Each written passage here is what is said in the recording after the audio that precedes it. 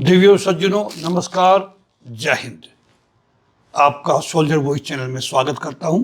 सैनिक की वर्कशॉप में मैं आपका अभिनंदन करता हूं।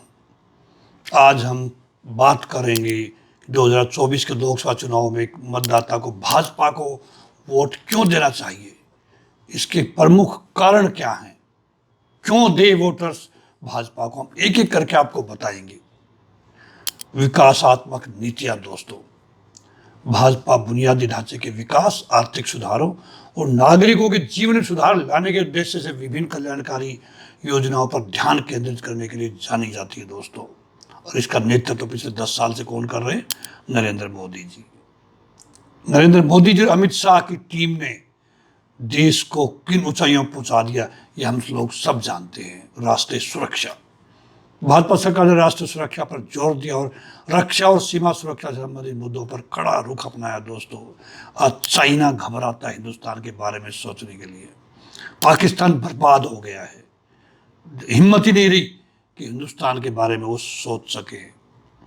सेना का नवीकरण किया है इन्होंने, सेना का मॉडर्नाइजेशन किया है, अच्छी अच्छी पॉलिसीज सेना के अंदर लेके आए हैं आपकी राष्ट्रीय सुरक्षा को स्ट्रॉन्ग करने के लिए। ये हर नागरिक को फायदा पहुंचा रही है। हम चैन की नींद सोएंगे जो हमारे बॉर्डर सुरक्षित रहेंगे।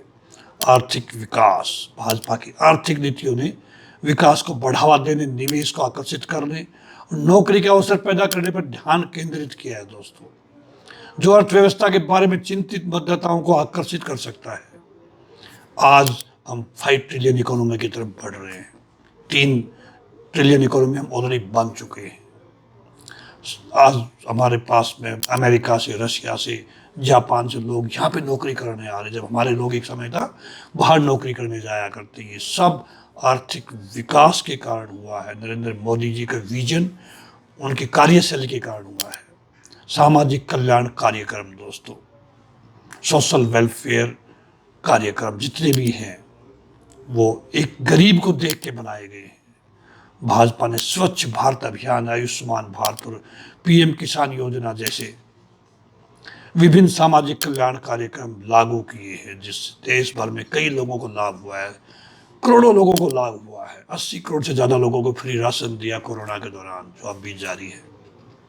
मजबूत नेतृत्व, कुछ मतदाता नरेंद्र मोदी जैसे प्रमुख भाजपा नेताओं के नेतृत्व की ओर आकर्षित हो रहे हैं।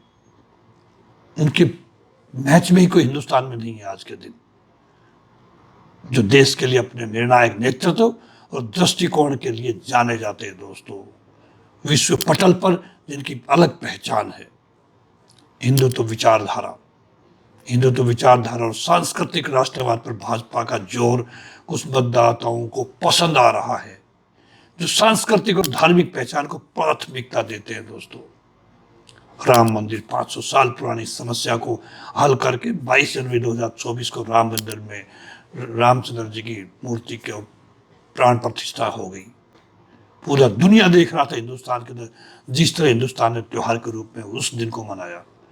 बुनियादी ढांचे का विकास, भाजपा सरकार ने सड़कों, राजमार्गों, रेलवे, हवाई अड्डों जैसे बुनियादी ढांचे के निर्माण पर ध्यान केंद्रित किया है। इसे विकास की तलाश कर रहे मतदाताओं के लिए सकारात्मक माना जा सकता है। सब चाहते हैं कि हमें जो सुविधाएं मिले वो केवल 10 साल में ही उपलब्ध हो पाई, जो पहले पार्टियां नहीं कर पाई थी। भ्रष्टाचार विरोधी रुख, करप्शन फ्री एडमिनिस्ट्रेशन दोस्तों, भाजपा ने खुद को एक ऐसी पार्टी के रूप में स्थापित किया जो भ्रष्टाचार से लड़ने और शासन में पारदर्शिता, ट्रांसपेरेंसी लाने के लिए प्रतिबद्ध है, जो स्वच्छ शासन की तलाश कर रहे मतदाताओं को आकर्षित करती है दोस्तों। फॉरेन पॉलिसी, विदेश नीति, भाजपा सरकार की विदेश नीति जैसे प्रमुख वैश्विक साझेदारों के साथ संबंधों को मजबूत करना और दुनिया में भारत की स्थिति को बढ़ाने के लिए कूटनीतिक प्रयोग करना पार्टी के लिए वोट करने के लिए कारण के रूप में देखा जा सकता है दोस्तों। हर मतदाता चाहता है कि हमारी फॉरेन पॉलिसी ऐसी हो कि हमारे जो व्यापार में आदान प्रदान ठीक होता रहे। स्थिरता और निरंतरता, continuity and stability, these are two very important aspects for a country. कुछ मतदाता शासन में स्थिरता और निरंतरता सुनिश्चित करने के लिए भाजपा को वोट देना पसंद करते हैं। खासकर यदि वे अतीत में पार्टी के प्रदर्शन से संतुष्ट हैं। 10 साल में जो किया उसको सब लोग जानते हैं, मैं गिनवाऊंगा, बहुत लंबी लिस्ट है दोस्तों। लेकिन अब आने वाले 5 साल में जो नरेंद्र मोदी जी ने सोच रखा है, अगर 407 सीट उनके एनडीए को मिल जाती हैं तो वो कुछ होने वाला है जो दिमक की तरह देश को खा रहा था, उसको ख़त्म करेंगे, उस कैंसर को ख़त्म करेंगे और एक नया राष्ट्र ये डेवलप करेंगे ताकि 2047 में डेवलप्ड कंट्री हिंदुस्तान बन सके, उनकी गिनती में आ सके। यूएनओ में परमानेंट सीट मिल जाए सिक्योरिटी काउंसिल में, दुनिया हमारी कदर करेगी, आगे बढ़ेगी दुनिया हमें रिसीव करने के लिए। इन्हीं शब्दों के साथ दोस्तों मैं आपसे विदा लेता हूँ इस वीडियो के आने के बाद में। मैं उम्मीद करता हूँ कि जैसे मैंने कुछ मुद्दे बताए सबको छूते हैं वो मुद्दे, गरीब से लेकर के अमीर तक, मध्य वर्ग के लोगों को भी। शिक्षा का क्षेत्र हो, स्वास्थ्य का क्षेत्र हो, आर्थिक इंप्रूवमेंट का क्षेत्र हो, रोजगार का क्षेत्र हो, हर क्षेत्र में जो प्रोग्रेस हुई है पिछले 10 साल में उसको मद्देनजर रखते हुए क्यों नहीं देंगे वोट भाजपा को, क्यों नहीं 407 सीटें आएंगी, जरूर आएंगी, मैं कामना करता हूं। इन्हीं बातों के साथ में जय हिंद, नमस्कार।